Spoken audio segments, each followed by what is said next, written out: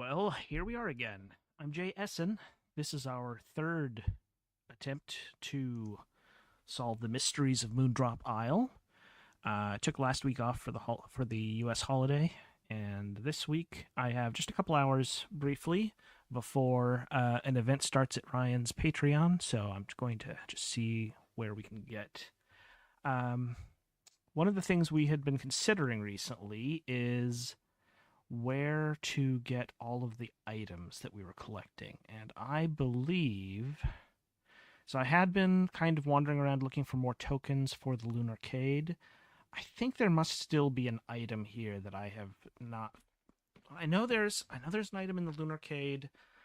We got the shovel from the fortune teller. We got um, the metal detector from the shopping center, the key card from the rec complex. We got the wading pants from the gardens. Did we get anything in the tunnels? Maybe we haven't. Maybe the tunnels deserve another look. Let's try that. You cast a horde of wild shadows across the hall. Golf course access tunnel. The air is saturated with moisture, so breathing is almost like sipping at a cool and slippery broth. Staircase ascends, growing mossier the higher it goes. Someone has scribbled all over the wall in orange paint with an addendum in gold marker. Tunnels run northwest and east from here. The water is seeped down from above, flooding the eastern tunnel to the depth of your knees. So we went. This was already pretty thoroughly explored. Because if we go west or northwest, here's the peaceful tunnel. Northwest again is the bazaar. No, I am mistaken. Because I forgot that there are 3 connections here, even though we can't get through the fence of metal wires yet, because we do not have something to cut through that fence. Let's examine the graffiti. The walls are filled with mismatched block letters insisting that we are an island, are we not, and yet. Thanks for that F, and then turban. Yes. Okay, so to the west, this is where the power came on. So if we go back to the southeast and southeast, we are back where we started, and this goes then to the east. We had to wade through here to get through with our wading pants. Graffiti again. Legs stretching down from the clouds like waterspouts. East. Oh, nope. It's northeast here. The mall access tunnel. This graffiti said, jaws wide enough to swallow. Lead north to the Erie Tunnel. So this is where we heard the sounds and got our UFO. Tunnels lead northwest, south, and northeast. Let's go northeast to the dead end. There's nothing stored here now, or maybe there was going to be more tunnel. Who knows? There's just one way to get out by heading southwest. No, that's wrong. There is a crack to the northeast, hidden where the angles of the walls meet, and just wide enough to slip through, if you want to. Which, of course, you do, right? Yes, let's go northeast to the approach. The floor is rough and natural, rugged like the grinding surface of a molar. Black, chilly air hangs about you like a cloak of darkness. A winding path descends to the southeast, or you could venture back to the nicely finished tunnel system through a crack to the southwest. Can't see the air. Can I see the cloak? No. Can I see the floor? No. Okay, well, let's go to the southeast then, to Outside Dome. There's precious little space to walk around between walls of ancient, jagged stone. Apart from a path which winds up to the northwest, the available space is mostly filled with a squat geodesic dome painted a rusty orange which reminds you of cargo ships. Let's check out that dome. The dome looks like it might be appropriate on a playground, but in this remote subterranean location, it's undeniably uncanny. There's a little doorway on the side of the dome through which you could enter. We go in to the Silano Dome. The walls are slathered in murky orange so that you feel locked in a strange bubble of color. There's a tiny door out for when the feeling that you aren't wanted here becomes too strong. The ceiling of the dome is decorated with odd glyphs in a dark, flaking orange paint. If I look at the glyphs, the differentiation of the glyphs suggests they contain meaning, as opposed to being pure decoration, but any such meaning isn't apparent to the naked eye. Well, it's good to know this is here, but it doesn't look like we can do much yet. We'll go back out, and back to the northwest, and then southwest. So this is where the dome's accessed. Let's go southwest to the Erie Tunnel, and let's go northwest now. This is the narrow tunnel. Both concrete walls and ceiling are so oppressively close that their texture comes alive, bumpy, and organic like lichen. You briefly imagine being entombed alive under a brutalist staircase before forcing away the thought. Someone has written an odd phrase on the wall in orange paint. This graffito says, the wall is decorated with mismatched block letters in orange, like grapes. We go northwest again to the earthy tunnel. The staircase up is littered with black crumbs. This goes to the garden, I think. Tunnels lead northwest, northeast, southwest, southeast, and south. South we cannot navigate yet because... Oh, no, we can because we have the keycard now. Did I already go through here? I've already forgotten. The graffito. But what of this Earth's security? Open door with keycard. Go south. This is the basement access tunnel. The rubberized floor squeaks underfoot, but so softly, all echoes muffled as though you've been secreted away in the heart of the earth. The way is clear to the south. Someone has diagrammed the wall in orange paint. An open door of heavy metal is to the north. Beside the door is a slot for a keycard. Graffito says... The wall is heavily adorned with diagrams in orange paint, orbits and intersections, the arcs and vectors of illegibly labeled bodies. It could be a diagram of the solar system, or possibly of an atom, though the more you stare at it, the harder it is to tell which. Its scale and yours wobble and flutter like riding a roller coaster that plummets around the rim of a black hole. The door swings shut with a clang. The card reader on the door beeps, and its light turns red. Let's go up. We can't go that way. We have south? Yes. Back to the hotel. We are in the basement hallway. This stuffy, harshly lit hallway extends from a dark passage to the north down to a large open doorway to the south. Another open doorway leads west into what looks like a laundry room. On the east side of the hallway is a door marked stairs. Next to the stairs is an elevator, its surface covered in rust. If we go west to the laundry room, this laundry room is small but packed wall to wall with washers and dryers. Puddles of filthy water cover the floor, and the ripe, earthy smell is all wrong for what your eyes tell you should be home to vaguely floral chemical odors. Hanging from a hook near the door is an ID badge. The ID badge is a laminated card attached to a lanyard. It has a picture of a smiling, red-faced man and the words, Leslie Vance, ID number LVAN98LAU. I'm just going to copy that into my notes for no reason whatsoever. Undoubtedly, this will not be relevant in the future. Hotel notes. Let's examine the washers and the dryers. They're large Stoic machines that were probably too old to be worth carting off for use elsewhere. You're not entirely sure how to open them, nor would you want to try. Well, let's go back out then. To the basement hallway again. There's a large open doorway to the south. Let's go further south then, to the break room. This must have once been an employee break room, with a step down into a functional but comfortable seating area. Now the sunken floor is obscured by a wall-to-wall pool of standing water. You can see the top half of a couch and an end table in one corner.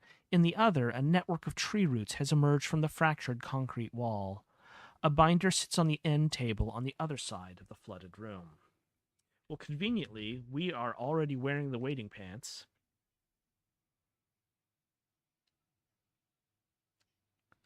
Let's examine the binder. You can't see the binder very well from over here. Enter pool. Let's examine the pool first. The floor is covered with standing water that's at least a foot deep, maybe 2. You can't see what's below the surface. Enter pool. You feel pressure and cold surrounding your wading pants as you step into the water. Take binder.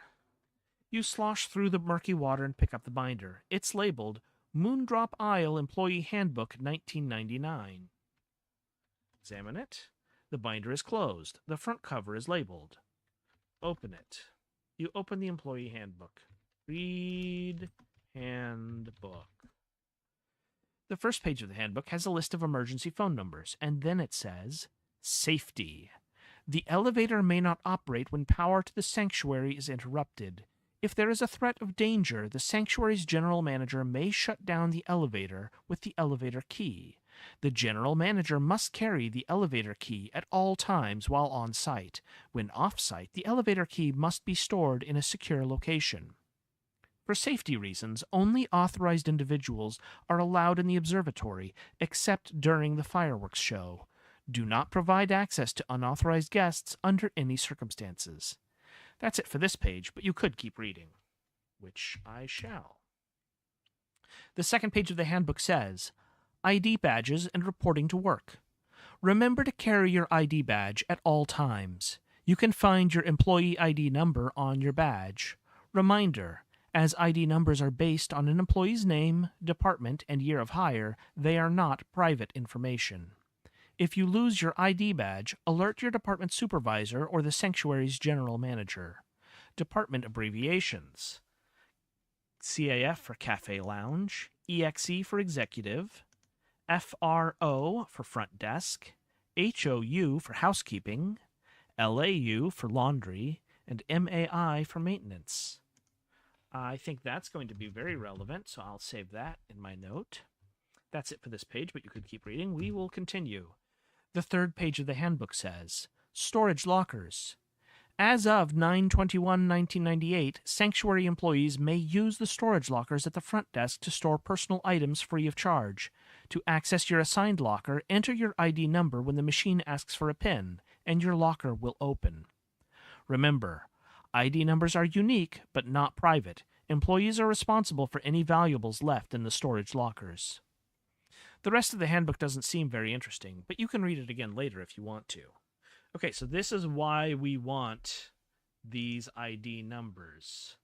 So, let's look once more. We'll examine the couch. The couch is covered with blooms of mold. It almost looks like it's melting. The end table. The end table is mostly submerged, but it's still standing. And the roots. A large, solid mass of tree roots has forced its way through the basement wall, displacing some of the concrete blocks around it. The roots snake resolutely down one corner before disappearing under the water's surface. I guess let's go back to the north. We step out of the standing water. Let's go east to the stairs.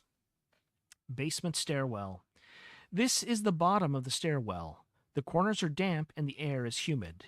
You can go up the stairs or leave the stairwell through a door to the west, marked with a big letter B. A storage box has been shoved underneath the bottom of the stairs. Let's examine the storage box. The storage box is fitted with handles and dotted with specks of mold. Open it. You open the storage box, revealing some books. Examine the books. You take a look through the books. This isn't the coziest reading spot, but if you need a few dozen mildewed copies of Finding Your Road to the Truth by Betty and Diedrich Ward later, now you know where to find them. You catch sight of a piece of paper in between the books. It looks like an email printout.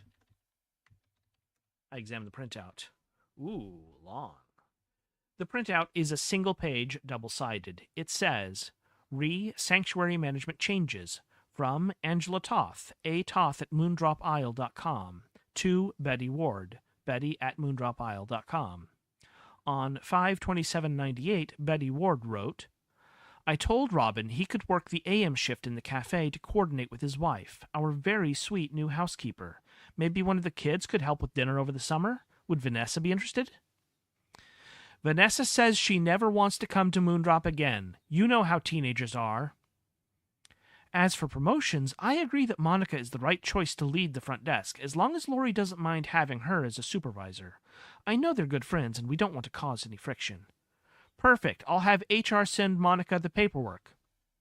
Thanks for asking about my writing. It's been slow going, but I'm doing my best. September is optimistic, but still possible. It's been a year since we expanded our exec team, and the general manager's doing a great job. Don't you think she could handle the hotel staffing so you have more time to finish the book? I'm not sure people even want a new book when we still have so many copies of the first one. Have you heard of eBay? It's a website where you can buy or sell anything. Maybe you could find your audience there. Check out the attached if you're interested. And there's a web address for pages.ebay.com/aw/nut-start1.html. Angela Toth, Director of Finance, atoth@moondropisle.com, 360-555-1508. Below that is a tutorial on how to use eBay circa 1998. Interesting. Okay. So we've got Angela Toth, Director of Finance. So I think that's going to be executive. Let's see. Leslie's ID was LVAN98LAU.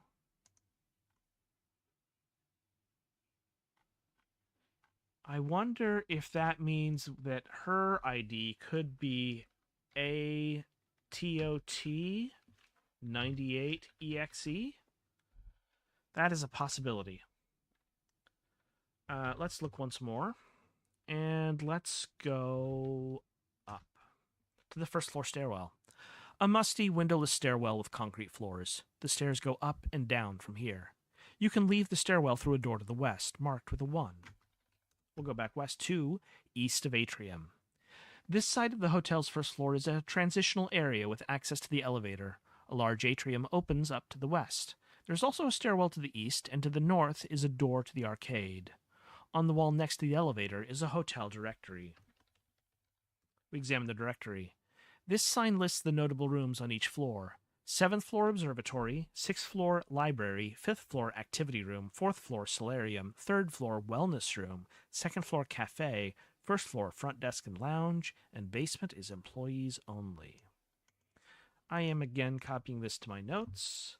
Not for any particular reason, it just seems like it'll be useful to refer back to.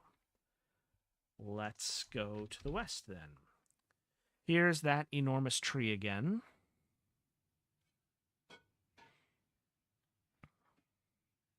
And from here, let's go south to the lobby. South lobby. This is the southern edge of the hotel lobby. The front desk area is to the west, and the atrium is to the north. On the glass doors to the south, you can see the shadows of the water park, and a set of doors to the east is labeled Gibbous Grove Shopping Center. Next to the water park entrance is a brochure display rack. Right, we examine these brochures. We want to go west to the front desk. The sanctuary's reception area is walled off by a partition, with the lobby extending to the north and east from here. The front desk is in front of the partition, with plant pots on either side. There's also a large set of storage lockers in the corner across from the desk. Let's examine the desk first. The sanctuary's front desk has 2 parts, a tall countertop for guests to inquire at, and a desk area behind it for employee business. In the desk area, you see a phone, a printer, and a box marked Lost and Found. Look in Lost and Found. It looks like mostly power adapters and toiletries. Tucked inside an old belt, you also see a disposable camera. I take the camera, or I look at it anyway. The indicator on the top of the camera says all the photos have been taken. If you could find a place that develops this kind of film, who knows what might be on it. Take camera. Usually you don't like to steal the artifacts you find, but it would be a shame to leave the disposable camera behind, so you take it. Take only pictures, leave only memories. Let's examine the phone. It's a blocky gray landline phone with a whole lot of buttons, all of which are dusty. And let's see the printer. It's a large gray box that prints documents, or at least it used to. In the printer is a piece of paper. I examine the piece of paper. A layer of dust lifts off as you turn over the piece of paper. A header at the top of the page says, Employee Contact List Summer 2000. Below is a list of typed names with addresses and phone numbers next to each one. Juanita Barnes, Michael Brown, Terry Cook, Monica French, Donna Greer, James Harvey, Willow Jackson, Joseph Luo, Tanya Navarro, Lori O'Neill, Michael Rivers, Taylor Sanders, Eileen Scott, Nathaniel Sussman, Leslie Vance, Mary Weeks, Robin Wells, Rowena Wells, Kenneth Wilson. At the bottom of the list is one more handwritten name, Jamila King.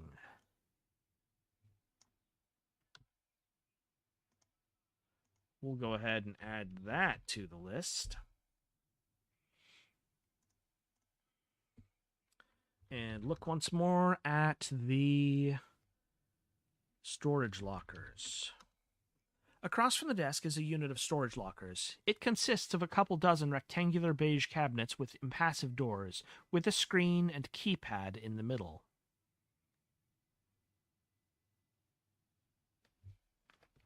Examine the screen. The screen says, Locker rental, $3. To reserve, insert payment, choose passcode of 6 to 10 characters, type passcode into keypad. To retrieve items, type passcode into keypad. Don't forget your passcode. Let's try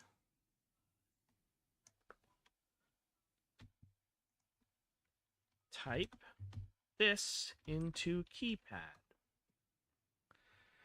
You type in the passcode and one of the lockers pops open. Inside, you find a Millennial Celebration commemorative water bottle. The slim water bottle is made of blue plastic and features the Moondrop Isle Millennial Celebration logo. Let's see if my guess as to Angela's code is correct. Type into keypad. The keypad won't accept a passcode when the locker is already open. Okay. Can we take the bottle, or do we have to leave that? Usually you don't like to steal the artifacts you find, but it would be a shame to leave the Millennial Celebration commemorative water bottle behind, so you take it. Close locker. Type into keypad. No luck. That must not be a valid passcode. Type ATOT97EXE.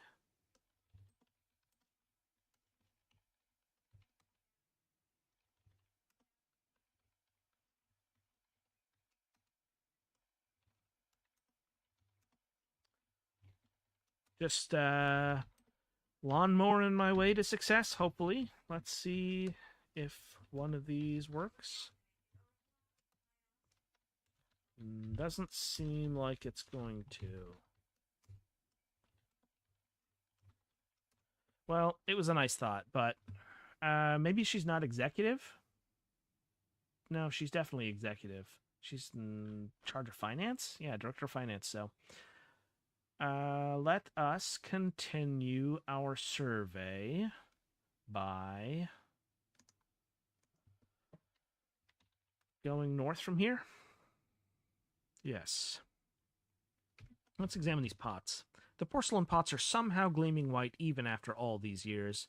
On the other hand, the plants are so shriveled you can't tell what kind they once were. North to the west lobby. This is the western edge of the hotel lobby. The front desk area is to the south, the atrium is to the east, and an inconspicuous hallway leads north. Out the glass doors to the west, you can see the gardens. Okay, I think we've been down this hallway. This is the restroom hallway. This discreet nook contains 2 restroom doors to the north and west, marked women and men, respectively. Otherwise, the hallway is nondescript except for a sign next to the men's room door. Examine this sign again. Housekeeping form that keeps track of when the restrooms were last cleaned. The last entry is serviced by MW 2/18/2001. We suspect this is Mary Weeks. Mary Weeks is probably maintenance or housekeeping. housekeeping, maybe?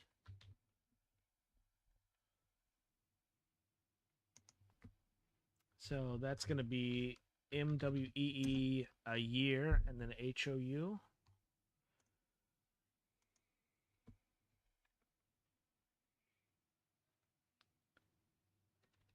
We could try, let's see.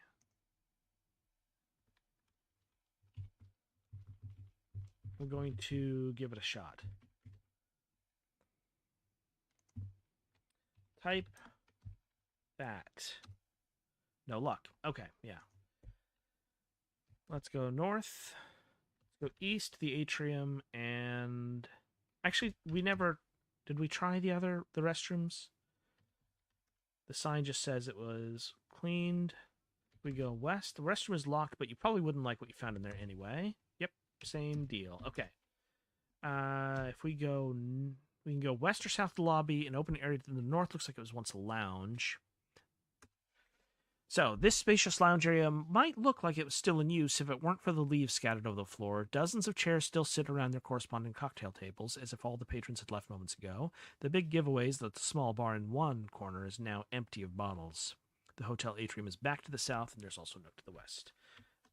The bar has a chalkboard sign behind it. Special of the week, Moondrop Martini, made with pear and mint from our gardens. Your bartender today is Juanita. Tips appreciated but not required. So, Juanita is cafe or lounge.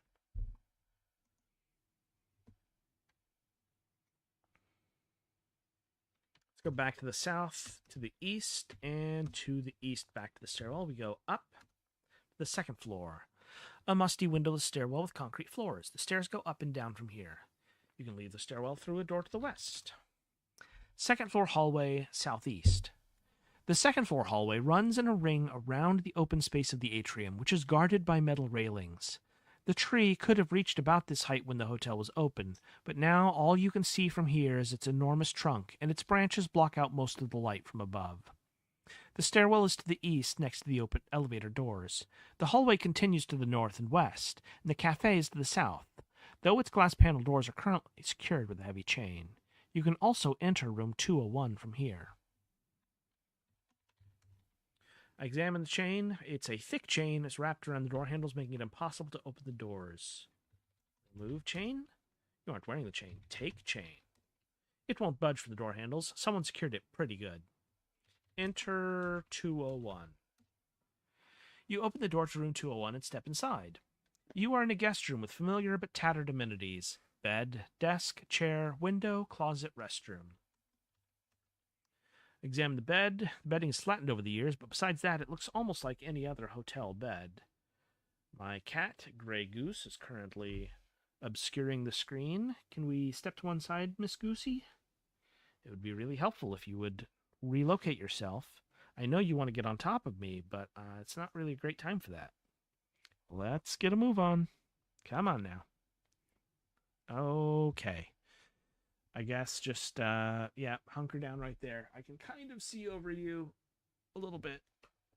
Just not the part where the actual text reads. Okay, let's take one cursory glance at all the items in one room, and then we'll probably abbreviate this process for the rest. Here's the desk. The surface of the desk is peeling away, but otherwise it's held up well over the years. The chair. The floral fabric on the chair is musty and discolored. The window, partly covered by wooden shutters. The closet. There's nothing in the closet, not even a coat hanger. And the restroom. You take a quick peek in the restroom and see nothing out of place, except for the missing towels, but it can't be helped. All right, let's go back out. Let's go west. Second floor hallway, southwest. Oh, you're really going to insist on getting on top of me, aren't you? Goose, come on.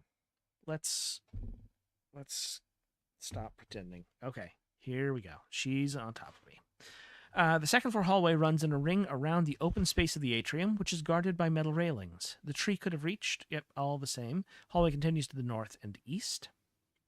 You can also enter room 202, 203, 204, 205, and 206. We'll just glance in each. Out, enter 203. This looks the same. Out, enter 204. Out, enter 205. Out, and enter 206. Okay, yep. Very typical. We go north. Enter 207. Out, enter 2... You know, the funny thing is, there could be something in one of these bathrooms, and I would have no way of knowing without actually looking. Out, enter 209. Out, enter 210. Out, enter 211. And out. So now we'll go east. Enter 212. Out, enter 213. Out, enter 214. Out, enter 215. Out, and enter 216. Cool. Now I can say I've been in every room on the second floor of the hotel. We go south and back to the east. Go up. Third floor stairwell. This stairwell is different from the ones below. A tangle of tree branches completely blocks the stairs above you, preventing you from going any further up. You won't be able to get up to the fourth floor this way. You can go down or leave the stairwell through a door to the west, marked with the 3. Well, I'll go to the west then. The third floor hallway runs in a ring around the open space of the atrium, which is guarded by metal railings. From here, you can see some of the gigantic tree's lower branches, which block out most of the light from above. Stairwell is to the east next to the elevator doors. The hallway continues to the north and the west, and the wellness room is to the south. Let's go south. Wellness room. Heavy marks in the carpet suggest that the wellness room was once full of spa and or gym equipment, but the only furniture left now is a plain white shelf on the far left side of the room. On the right side, next to the window, is a large rock on a wooden pedestal with a poster hanging above it. The hallway's back to the north. Let's check out that poster. The poster says, "Focus and let go of fear," in inspiringly jaunty lettering. Focus and let go of fear. Interesting. Okay, examine the rock.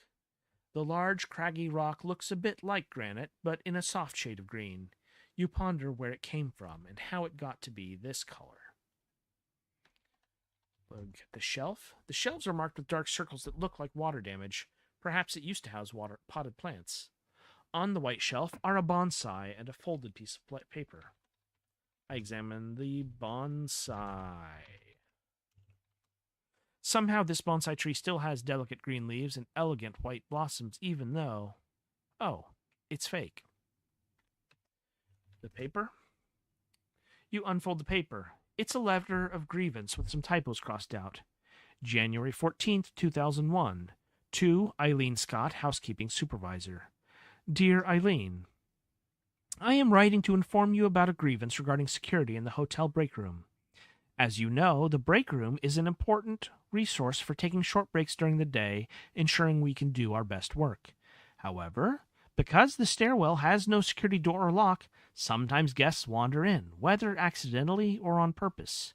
Usually no harm is done, but yesterday an important item was taken from the break room due to the lack of security, a keychain given to me by my boyfriend. Maybe a kid thought it was cool and didn't know any better, but we'll never know because there are no security guards or cameras. Fortunately, it only had sentimental value, but what about next time? The wards built Moondrop Isle on the values of trust and kindness. Why can I not say kindness at the moment? But we can't expect all of the guests to live according to their values. The wards also valued courage, which is why I am boldly raising this matter in the hopes that it can be rectified as soon as possible. Sincerely, Taylor Sanders, room attendant. Some notes are written on the other side of the letter. Okay, so we've got Eileen Scott, housekeeping supervisor, and Taylor Sanders, room attendant. Read notes. The notes are written in two distinct handwriting styles. These department meetings are boring. We do not need fancy new service carts. We need better living arrangements. Yes, please, did I tell you sometimes I sleep in the wellness room on weekdays? Willow, no! Hey, it has beds and the door locks. How is that different from a guest room? Stop making me laugh. I miss when Tanya was our supervisor. I heard she's the only one here who's ever been demoted. Sucks, but if the Cody thing was really her fault. Yeah, I can't believe they never figured out what happened. I'll see you at 2 for lunch. Okay, so Willow. So Tanya was a supervisor, got demoted.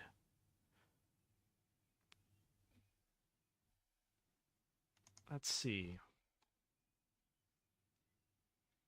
Willow Jackson.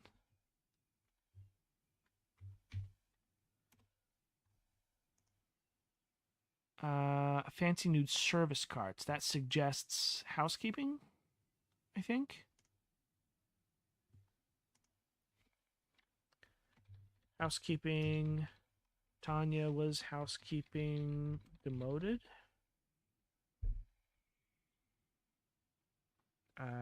Cody is not a name, so I don't know what the Cody thing is. Let's go back to the north. Should we do a tour of these rooms as well? Enter 301. We go west. Enter 302. You can tell how well I type, at least on the number row. 305. Nope. Enter 306. Nope. The north. Enter 307. Enter 308. Enter 309.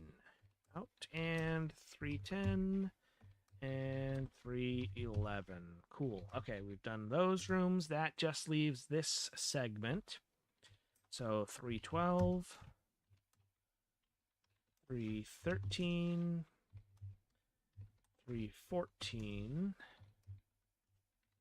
315, and 316. Okay. We've now tried every one of the hotel rooms that we have access to from here. Let's examine the elevator. There's an indicator over the elevator doors that says 1. Press elevator button. You push the call button and wait, but the elevator doors remain closed. Okay, we go east, down, down, west. Examine elevator. Press button. You push the call button and the elevator doors open. Inside the elevator. The elevator is bright and roomy, and it looks to be in good condition. Next to the doors is the usual panel of buttons with a floor indicator screen at the top and a keyhole at the bottom.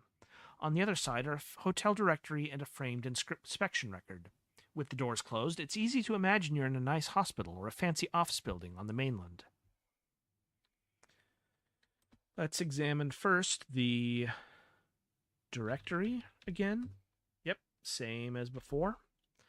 The record.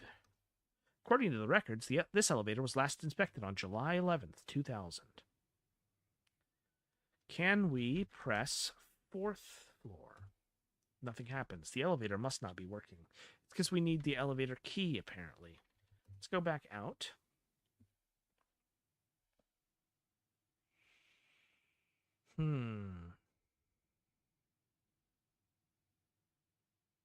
Do we have enough information to try and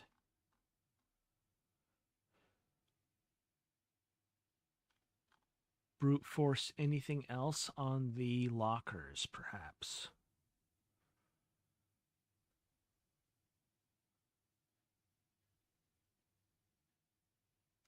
Let's give that another try. West lobby, south. Okay.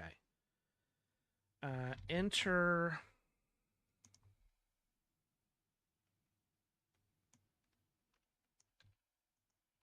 I'm going to try a few more of these. Type. Let's examine the sign. Look. Lockers. It's a screen. That's what it is. Type.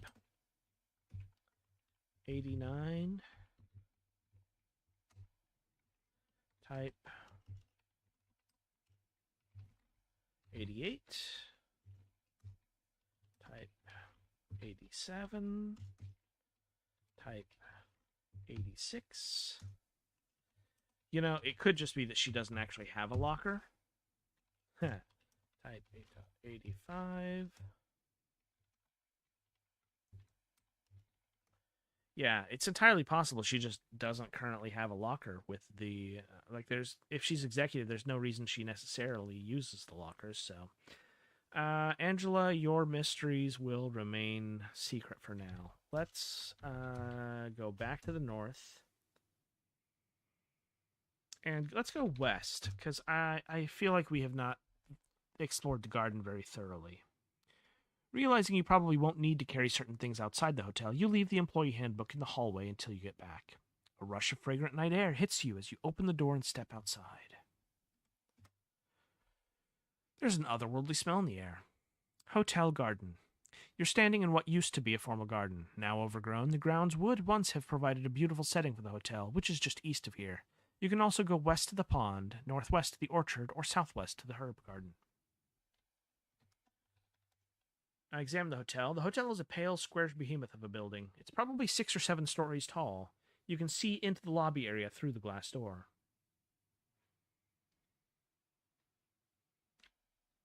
Let's just go southwest first, the herb garden. Various signs hint that this might once have been a tidy herb garden, but time has taken over everything but a small patch of mint. You can go west towards the arboretum, northwest towards the greenhouse, north towards the pond, northeast toward the hotel grounds, or south towards the golf course. The black guinea pig is here. Linus trots in from the west. He squeaks happily after noticing you. Now, the black guinea pig would be the one that we should have named Freeman. Name black guinea pig. Freeman 2. Very well. Linus nibbles cement. Freeman 2 wrinkles her nose. Let's see about the time. Time is on your side, and on the other side as well. In fact, it's pretty much everywhere here. Linus nibbles cement. Freeman 2 looks at you like you're some kind of dork. Guilty! Let's examine the mint. A small patch of mint is holding out against the relentless advance of time. Taste the time? Nope. Take time? Let's not. You don't want to have too much time on your hands. Take the mint. You don't have any rum or lime or sugar or sparkling water, so there's little to be gained. Smell the time. Despite the vast amount of time, you can barely smell the time under that overpowering other smell. Smell the mint? Under the thunderous smell that permeates the whole area, you detect a faint, fresh, minty note. Freeman 2 squeaks. Right. We never did figure out what the source of this odd odor is, did we? Other than it's something curiously chemical in nature that we needed to counteract with drugs? We can go north to the pond. You're standing next to a large pond. It must be about 20 meters in diameter and is perfectly round. There's a statue in the center. A helpful direction sign informs you that from here you can go west towards the greenhouse, east towards the hotel, north towards the orchard, or south towards the herb garden. Examine that statue again. It's a quirky statue of 3 anthropomorphic capybaras standing on each other's shoulders and wearing a trench coat. The combined figure is holding a vase out of which water is pouring.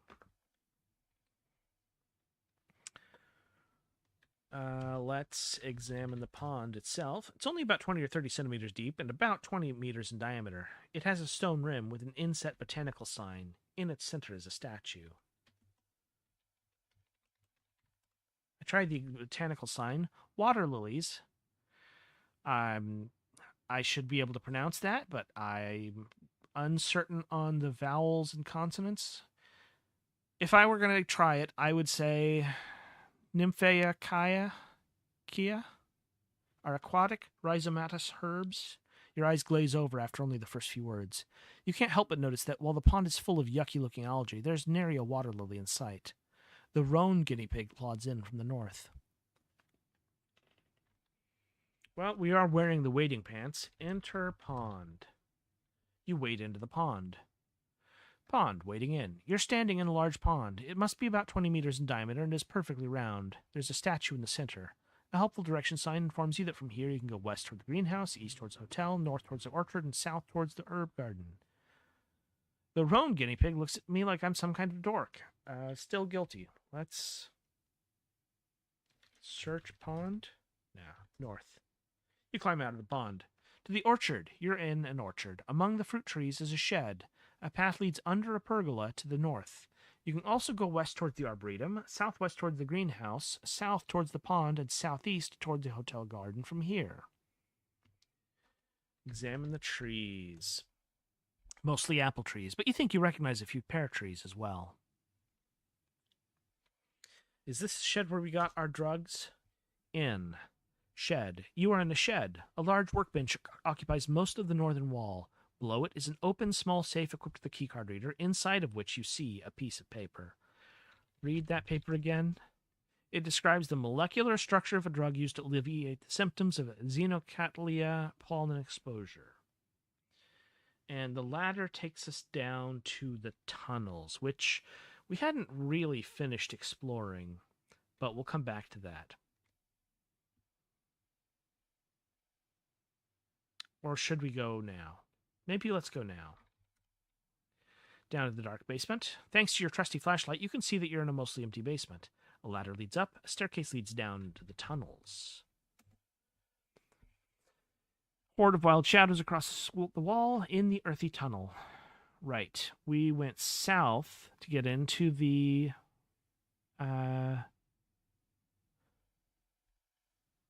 Okay, the directions kind of don't make the most sense, but that's okay. If we go south from here, we can get into the tunnel that gets us access to the basement of the basement of the hotel.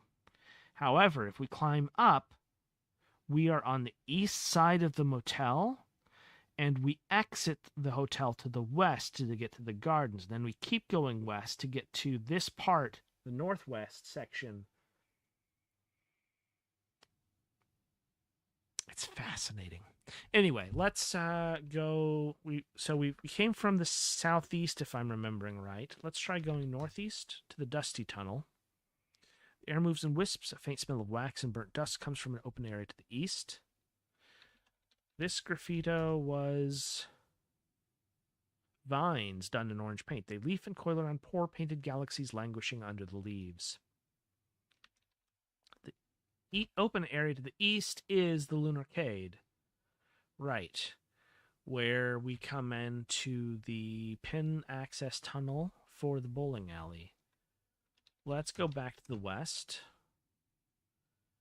And if we go further northwest to the echoing tunnel, it's cramped and stale of air down here. With each step, your feet echo thuddingly, and when you're still, it still echoes, the nature of tunnels. Someone has scribbled all over the wall. Read graffito. Constellations are swirled upon the wall in orange paint. Large, painfully neat block letters in similar paint spell out, and yet we are locked out of the treasure of the universe.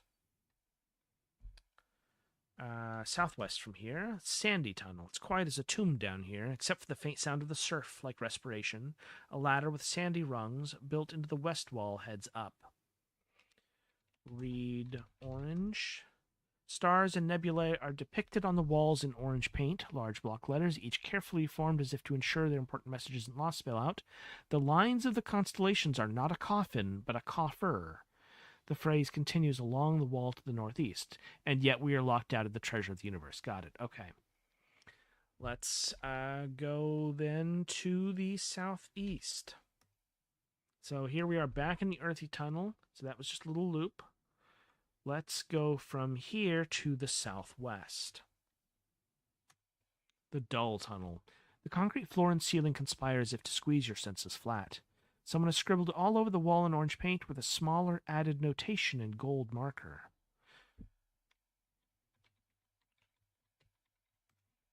The walls are decorated in uneven orange block letters spelling out, what are tunnels? Are we inside a tunnel now? A real tunnel? Or is everything but this a tunnel? The universe is a series of infinite tunnels within tunnels within tunnels. These are the questions that must be answered.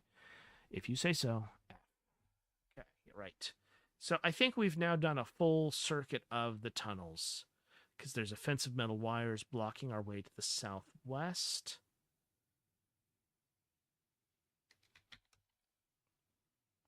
It might be time to go back to the shore.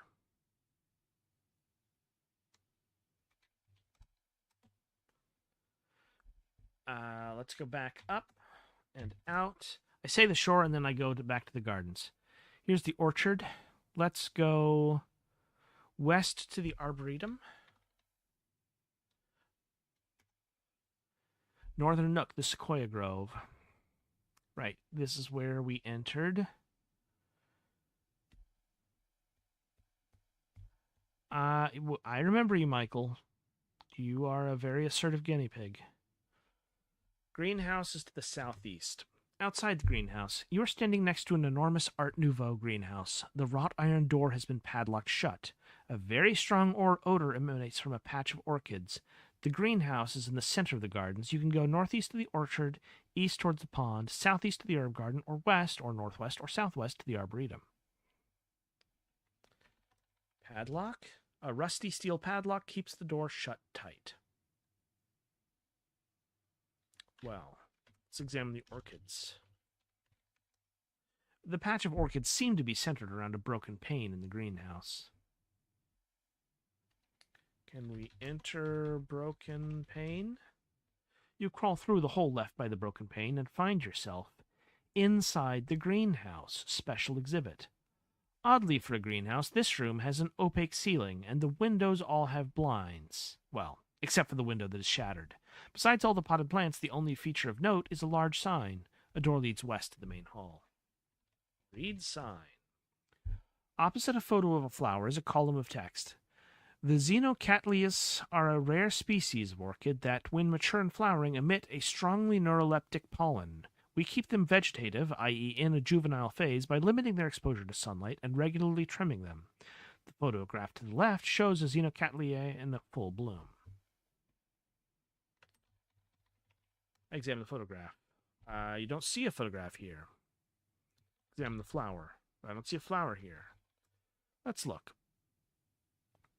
Let's examine the potted plants. Growing in dozens of colorful concrete planters are scores of those weird orchids. We go west, inside the greenhouse main hall. The eastern third of the greenhouse's ground floor is walled off for a special exhibit. The rest of the building is one large volume. A spiral staircase leads up to the monorail station, which sits on top of the special exhibit room.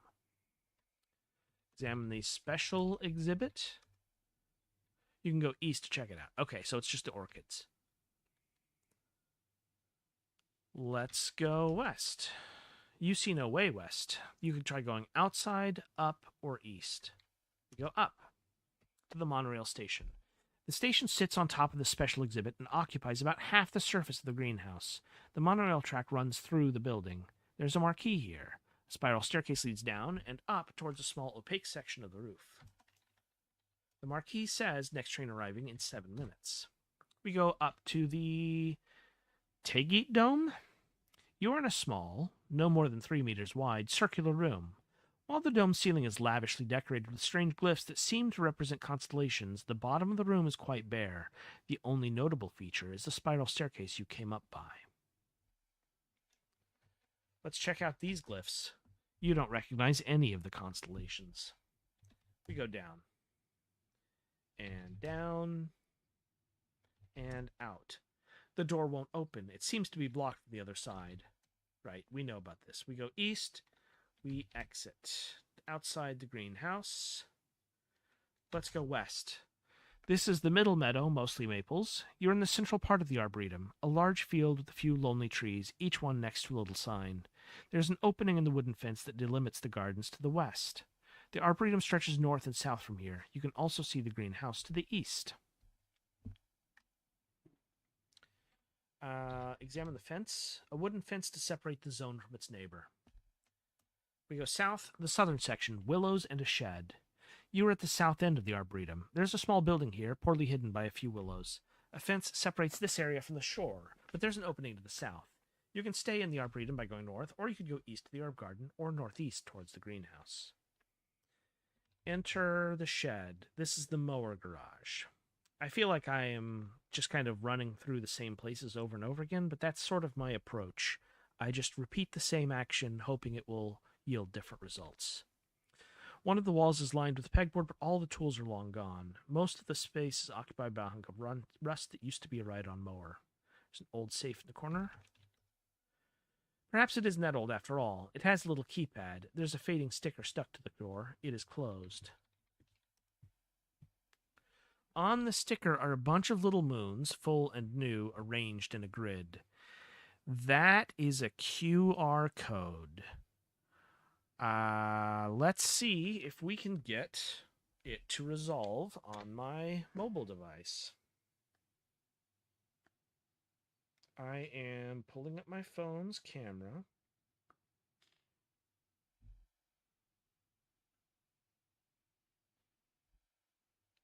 I'm trying to position in such a way that it will register as a QR code.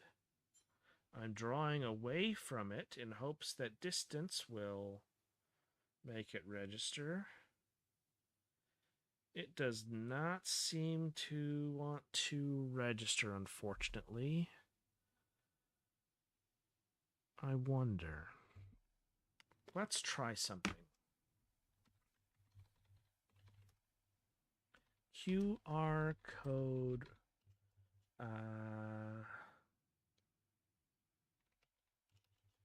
Manual entry.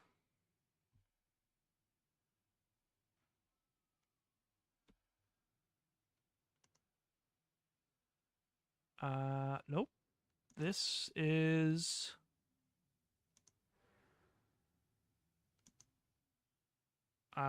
the camera's not going to help. This computer doesn't have a camera. But... Oh, I can use OBS Virtual Camera. Interesting. This might be something I need to research later, and I will attempt to solve that particular problem after we have reconvened in the future when I investigate other QR code reading technologies. Let's, in the meantime, go back out. And to the south, here's the shore again. Two fences meet here, a wooden fence to the north, over which you can see the tops of trees, and a rusty chain-link fence to the east, with some vegetation growing through it. There's an opening in the wooden fence, but the chain-link fence looks impassable. You can make out some fanciful structures to the southwest. What if we just go south? The grassy area. Here, a chain-link fence used to block passage to the east. You can make out some fanciful structures to the west. The chain-link fence to the east is partially collapsed, allowing passage. I think that goes to the golf course. We go further south. The grass peters out to the south where the beach begins. You can make out some fanciful structures to the northwest. Let's go east. To the grassy area, an overgrown dirt path leads from east to north here, disappearing through a gap in the chain-link fence. To the south, the grass gives way to white sand. You can see Irina here, and Riemann 2 wanders in from the west. South Beach. The white sand beach continues to the east and west. Rocks are scattered about here. To the south, the full moon's reflection casts a long, silvery path across the water. East to the southeast beach. The white sand beach continues northeast and west. To the south, a night heron stands out in the surf, perfectly still, still, staring at the water very intently with red eyes. Examine the heron. A black-crowned night heron, if I'm not mistaken. Beautiful slate-blue plumage. Night herons have the same characteristic long necks as other herons, but it's usually folded up and hidden under feathers, making it look less like a heron and more like a penguin on stilts. Northeast to the southeast beach. A concrete wall adorned with an abstract mural curves around the northwest. To the south, the full moon's reflection. Examine the mural. Interlocking simple geometric shapes, circles and triangles and things in various bright colors against a dark gray background. West is the parking lot. Here we have an expanse of asphalt, neatly divided into parking spaces with stripes of faded paint, presumably constructed to serve the building to the north. It's not clear why anyone thought this was desirable, considering that there are no cars on the island. Right. So today's session is going to be a little bit of a wash, I suspect, since I think I need to consult some of the notes that I have taken and research that QR code subject. So I think what I will do for the rest of the session is just play a round of golf. Here we are again at the water park.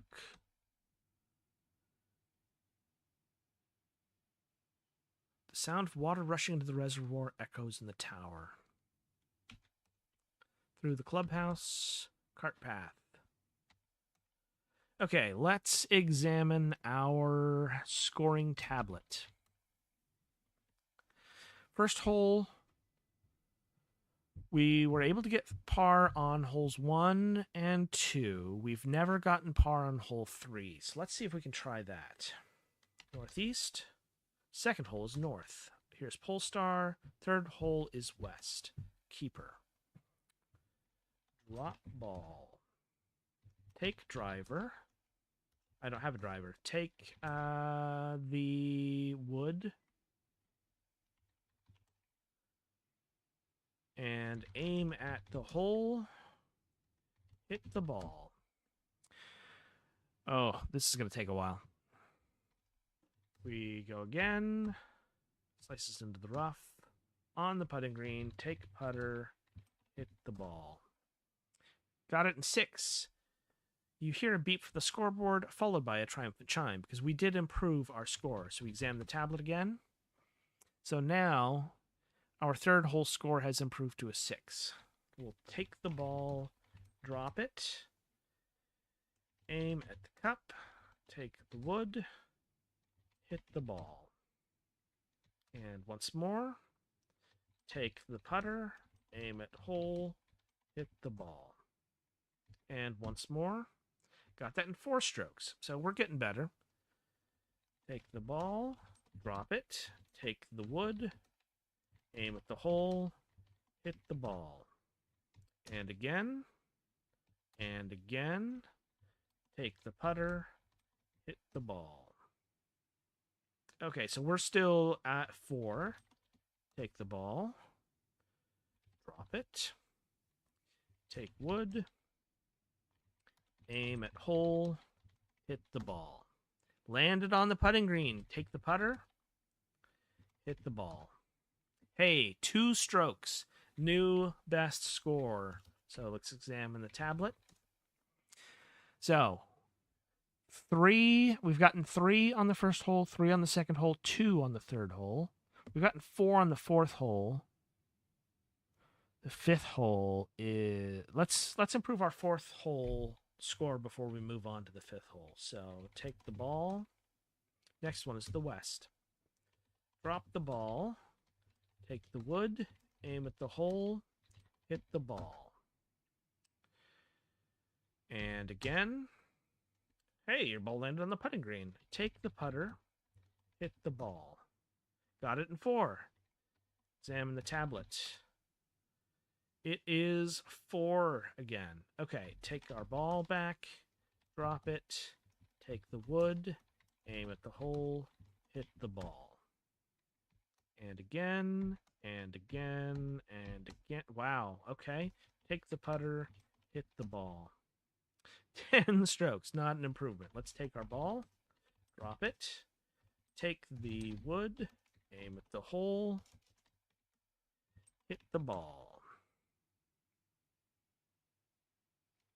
Aim at cup, hit the ball. Take the putter, hit the ball. Hey, that's 3. So if we examine our tablet now, we're doing much better. Let's take our ball. Most recent overall score. So par for the course is 34. Our best overall is 53. We're trying to get that number down towards the 34 number because I think we will get something for doing so. So take ball, south, drop the ball. Take the wood, aim at the hole, hit the ball. And again, and again, and again. Take the putter, hit the ball. Take our ball, drop it. Take the wood, hit ball. And again, and again, and again. Keep going. Wow, right into the cup. Take the ball, drop it. Aim at cup. Take wood, hit the ball. And again, and again, and again. Take the putter, hit the ball. 8 strokes, we're improving. Take the ball, drop it. Take the... I don't remember if this is actually strictly necessary.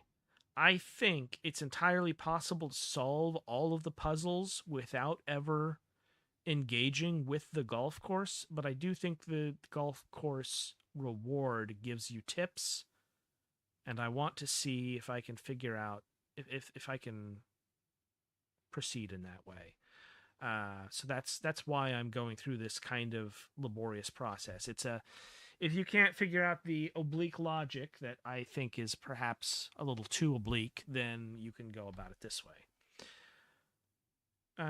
Let's take our wood, aim at cup, hit the ball. And once more. Wow, okay. Take the ball. Yes. Drop the ball. Aim at the cup. Aim at cup.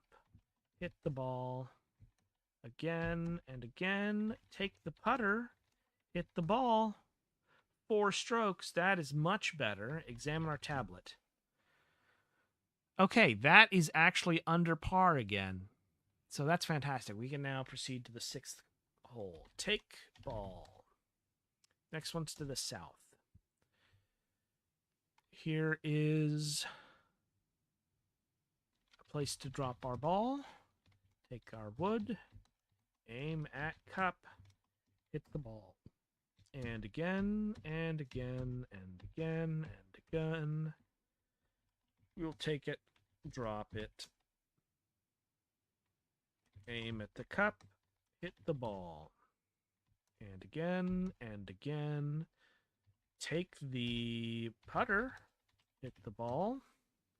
5 strokes. Examine the tablet. That is slightly over par, but we do have a little bit of leeway right now. Let's take our ball and just proceed to the 16th hole. So we go south. Drop the ball. Take our wood. Aim at cup. Hit the ball. Again, and again, and again, and again. Take the putter. Hit the ball. 7 strokes. We halved our score. So let's examine the tablet. So that's still pretty bad. Our best overall score is 40, though. We just need to shave 6 strokes off our game to beat par for the course. Let's take the ball, drop it, take the wood, aim at the cup, hit the ball. And again. That's not going to be good enough. Take the ball. Yep. Drop it. Aim at the cup. hit the ball. And again, take the putter, hit the ball.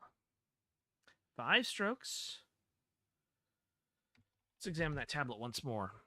5 strokes is only 1 over, and we were 2 under par. So I think we are on a good track. Let's take the ball and go to the east. Drop the ball. Aim at the cup. Take our wood. Hit the ball. And again, into the rough. Once more.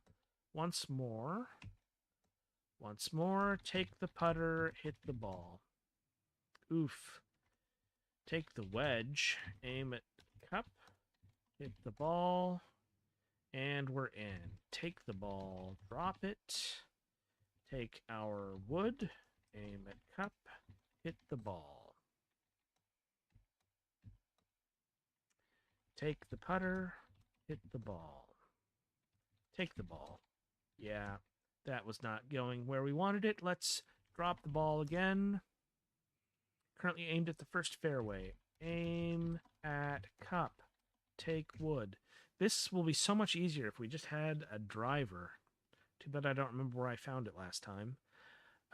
Let's hit the ball. An awful shot. Might as well take the ball then. Yep. Drop it. Aim at cup. Hit the ball. Ho ho ho! Onto the putting green. Take putter. Aim at cup. Hit the ball. Take the wedge. Aim at cup. Hit the ball. Take putter. Hit the ball. 4 strokes. Look at that.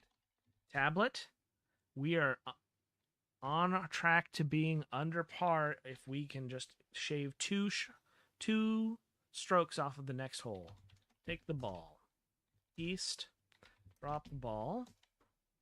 Aim at the cup. Take the wood. Hit the ball. And once more. Once more. Once more. Once more. Once more. Take the putter. Hit the ball. Awful. Take the ball. Drop it. Take the wood. Aim at the cup. Hit the ball. Again. Let's just take the ball again. Yep. Drop it. Aim at cup. Hit ball. Take the ball. Yes. Drop it. What if we just hit it exactly where it's aimed? Hit the ball. Nope, we'll take it again. Yep. Drop it. Hit the ball. Okay. Aim at cup. Hit ball. Take wedge. Aim at cup. Hit ball.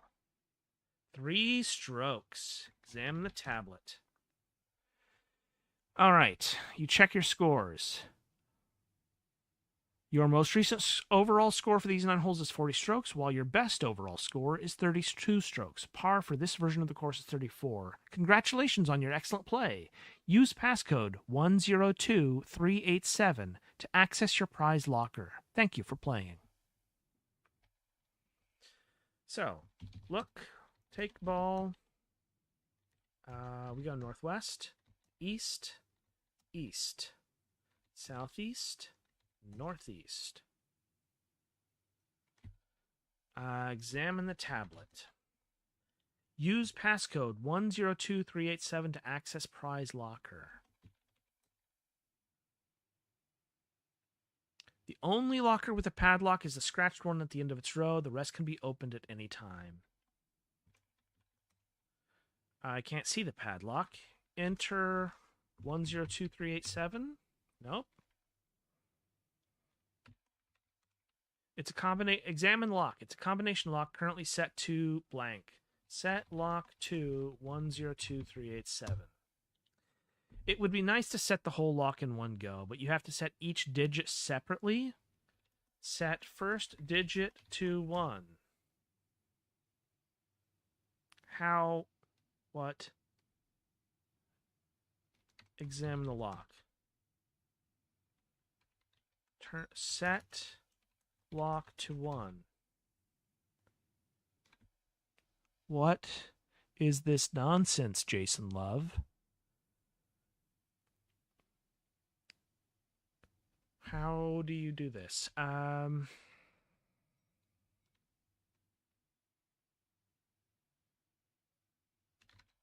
Set first digit to 1. You turn the first digit so that 1 is the visible number. Set second digit to 0. Already there. Set third digit to 2. Set fourth digit to 3. Set fifth digit to 8. Set sixth digit to 7. You turn the sixth digit so that 7 is the visible number. Just like that, the combination lock is unlocked. You can open the scratched locker. Open scratched locker. You open the scratched locker, revealing the waterproof earpiece and its connecting cable. Take earpiece. Wear it. You put the earpiece on, more or less. Examine it. It's a speaker in a protective shell with attached connecting cable. A broken band suggests that this was once a pair of headphones, but the earpiece has lost its counterpart. You can still wear it by sort of draping the cable over your ear if you're careful. Text on the side reads, "Return to Moonlight Meadow Rec Center." Examine the cable. It's a sturdy cable with an oversized metal plug on one end. The other end is coming out of the earpiece. We are at the east entrance to the water park.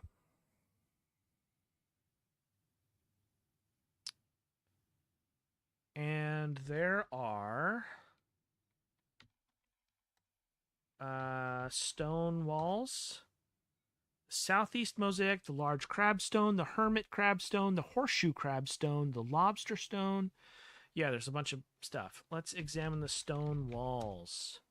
4 stone walls line the walkway encircling the water park. Each wall features some sort of mosaic sculpture at its midpoint. Light from the monorail makes the shadows dance as it circles the park, and then it disappears behind the shopping mall.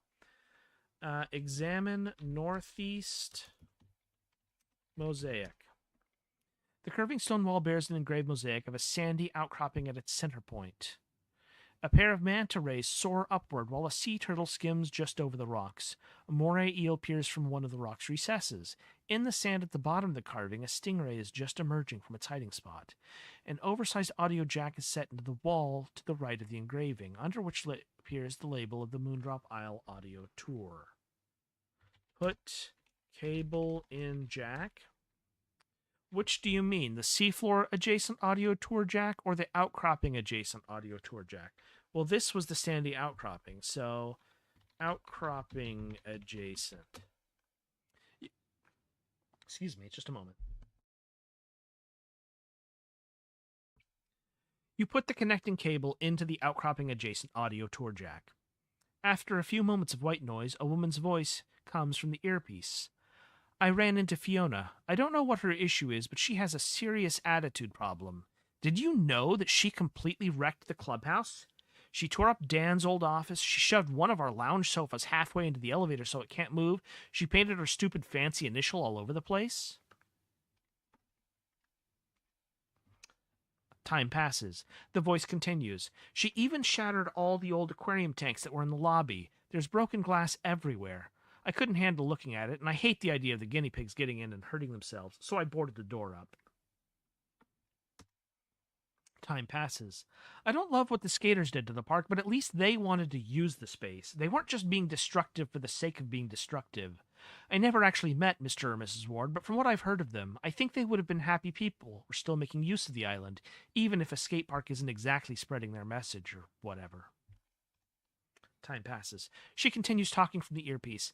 If you're just arriving, I'm sorry you won't be able to see the water park as I remember it. I loved working here. I hate that Fiona's anger is making her ruin it. The recording runs on, but the voice is silent. After a few moments of white noise, a woman's voice comes from the earpiece. I ran into Fiona. I don't know what her issue is, but she has a serious attitude problem. Okay. Take cable. Put cable in seafloor adjacent. You put the connecting cable into the seafloor adjacent audio tour jack. There's a muffled sound of speech from the earpiece. Listen. You hear nothing unexpected. The muffled sounds from the earpiece continue. Where earpiece? After a few moments of white noise, a woman's voice comes from the earpiece. When I asked Dan to explain these carvings, he said that this one was special. Apparently, it's supposed to give you the rules to understand the other carvings, or something. She continues talking. Since the whole thing seems like a load of nonsense anyway, I'm going to record the answer I found and put it somewhere safe and out of the way. But in the meantime, enjoy the island, stroll the boardwalk, or try one of the arcade games. Personally, I like to nap in the garden, but the pollen can be a little much if you're not used to it. I hope you have fun.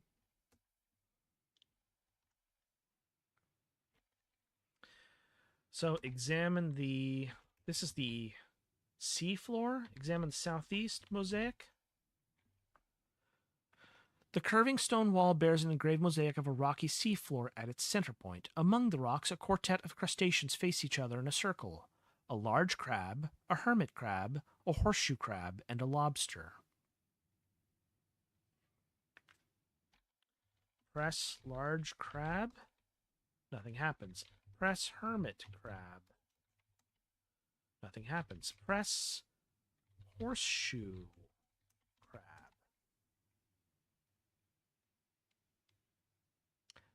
Okay, yes. I think I remember one of the issues here. Let's go west.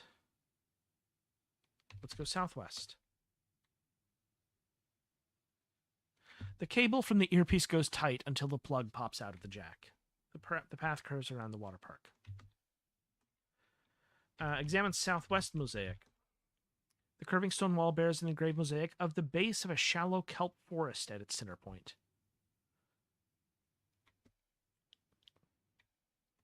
Put cable in southwest, jack. You put the connecting cable into the kelp-adjacent audio tour jack. After a few moments of white noise, a woman's voice comes from the earpiece.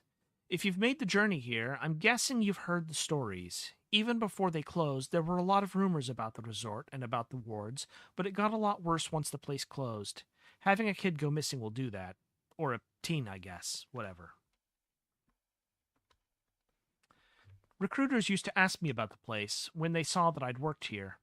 Her voice takes on a dramatic tone. Is it true that the owners ran some sort of UFO cult? Did they ever try to convert you? She resumed speaking normally. I was pretty relieved when I had enough years of experience at other jobs that I could start leaving Moonlight Meadows off my list of employers. Time passes. Truth is, most employees were just people who needed work, myself included. I got to know Melody Ward pretty well, and she was as grounded as they come. I can't speak for the guy who disappeared. I never met him. She continues talking. All that said, since I've started coming back after the closure, I have seen some weird stuff. I still feel like I'm a skeptic, but I don't know. You should get into the domes and decide for yourself how much you believe in the stories you've heard.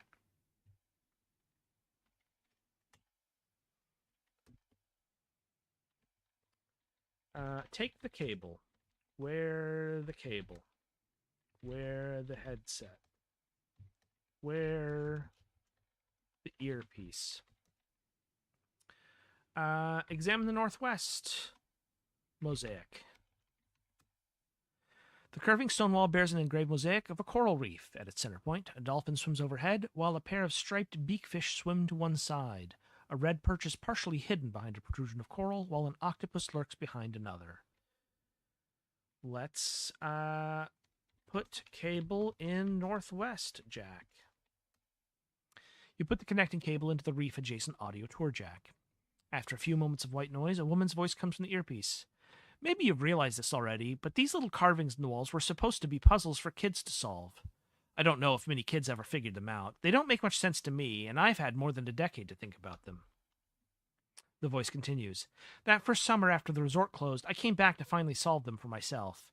I got the water going easily enough, and I took a notebook around to each of the carvings, and I wrote down each of the clues the animals give you, and then I went up to the roof to try my luck. Time passes. I still couldn't figure it out. I wound up just brute forcing my way through the combination. It took me just less than 2 hours. I thought that maybe the clues would make more sense once I knew the solution, but no, I'm still just as puzzled as before. Maybe it'll make sense to you, though, so if you want a hint, keep listening and I'll tell you. She continues talking from the earpiece. The one clue I have is that Dan told me that the correct combination uses 3 different animals, and the animals are sorted into different categories. You're supposed to compare what the animals are saying with what category they fall in to decide if you can trust them. Good luck making sense of that. Okay. Those are the 4 mosaics surrounding the water park. Let's look. We're at the west entrance. We should be able to go up the stairs here. Here's the drawbridge, so we can cross to the south to the monorail station. Here's a bear cub. A statue of a bear cub lifting its paw as if waving. In the bear's chest is an explanatory plaque that reads Ursa Minor, under which a constellation of stars has been illustrated.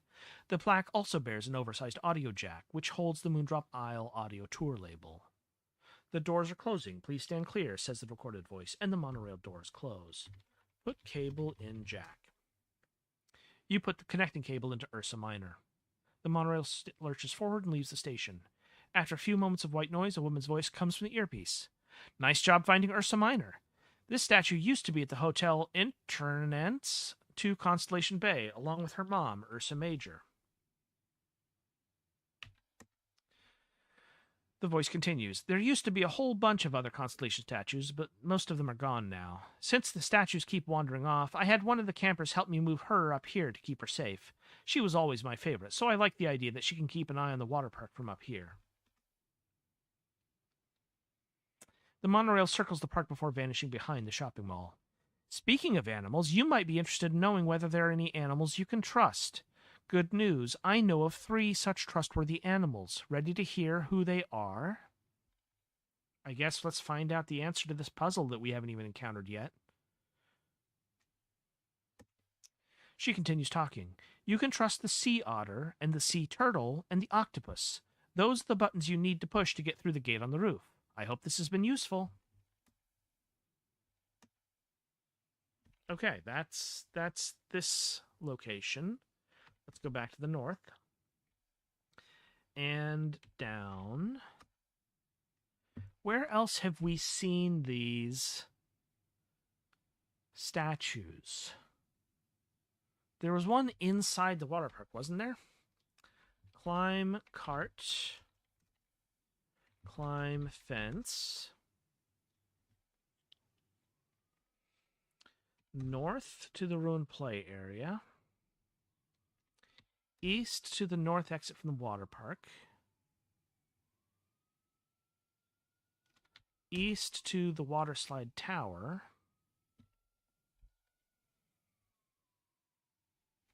South to the east exit from the park. A statue of a coiled snake with a cartoony grin sits just inside the park gates as though welcoming you. Examine the snake. The snake bears an explanatory plaque that reads Ophiuchus, under which the constellation of stars has been illustrated. The plaque also bears an oversized audio jack, under which appears the label of the Moondrop Isle audio tour. Put cable in jack. Look.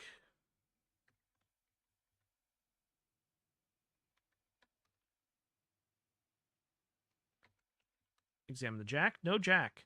Okay, this one is broken. Jason, you are on a roll here, buddy. Let's go south. Here's the tent. West. Here's the other cart. And west to the repurposed lap pool. Let's go back to the northeast. Here's the tube hut. And north. Let's enter the lazy river. Southwest to the southwest bend in the lazy river. An arc-shaped trough cut into the grassy triangle between the clubhouse, the shore, and the stone wall surrounding the water park. Let's go east into the dark tunnel. Here's our lazy river tunnel. And then further east is the pump room. You pull yourself onto the ledge to enter the passage, a long walkway with a large pipe running along one wall. You emerge into an open space. The tunnel opens up into a round chamber with a high ceiling, very high. This is the interior of the water tower. Two large pipes run down from the reservoir above. At ground level, one turns and disappears into the concrete wall to the east, while the other runs back down the tunnel to the west. The eastern pipe has a valve labeled intake attached, while the western pipe is labeled outflow. A gauge is mounted to the pipe next to the outflow valve. Examine the gauge. The gauge has the word capacity printed at the top, and it measures a range around its perimeter from 100% at maximum down to negative 1% at minimum. Based on the position of the arrow in the nearest labels, you'd estimate the current capacity to be 57%. Open outflow valve. Examine outflow valve. The handle on this valve is graduated. You can set it to a specific number ranging from 0 to 4. The number on the handle that is currently lined up with the mark on the housing is currently 0.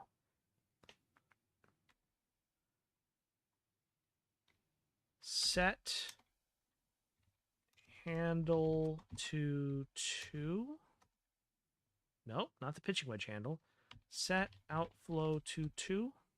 You adjust the outflow valve to the chosen setting. Examine the gauge. It's dropping. Examine pipe. The pipe emerges from the tunnel to the east and runs along the ceiling to the middle of the tunnel, where it bends to the north and disappears into the tunnel wall. Seems like that's the direction of the center of the water park. Okay. West. Oh, we go northeast. This is the northwest bin. We'll go west to the north exit. A sudden splash from the water tower indicates that the reservoir is linking out and south. Examine pipe. A pair of pipes emerge from the ground next to the tube hut. One continues to the north, while the other continues to the south. North. Examine pipe. A rusty metal lever is attached to a pipe junction. The lever is in the open position. Pipes run from the junction to the west and the south. West. Ruined play area. The shallowness of the pools here confirm that this is the site of the children's play area. Two sections boxed off with plastic walls suggest a pair of forts, between which a damp bucket hangs ominously. Judging by how much open space surrounds the play area, this was probably where most of the sunbathing used to happen, when the park was still in operation. The rest of the park is to the east and the south. Water jets out of the ground into play equipment at regular intervals. Examine the bucket. Water arcs from bars on the forts into the bucket. It could tip in either direction. There seems to be something long and rod-like sticking out of the bucket. Time passes. Another splash comes from the water tower. Time passes. Time passes. The water pouring into the dump bucket finally becomes too much, and it tips over to splash water on the closer fort. A golf club also falls to the ground in the deluge. You can see a driver here. The driver is the club you want for hitting the ball the maximum distance. This one's in good condition, though there's some scuffing on the striking surface and the handle is showing wear. Take the driver. Well, that's where that was. Too bad we already solved all of our golf woes before getting this, but that's fine. Let's look. Let's go southeast and south, and let's examine the pipes here.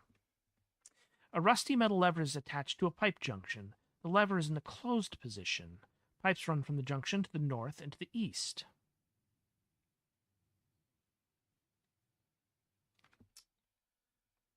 Open lever. Pull lever. You flip the lever into the open position. East. Examine pipe. Pipes run in an arc here from west to north, though they also fork off to supply water to the wave pool.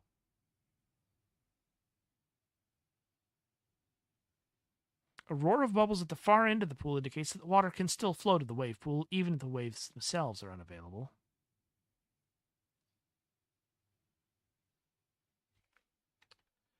This was arcing to the north.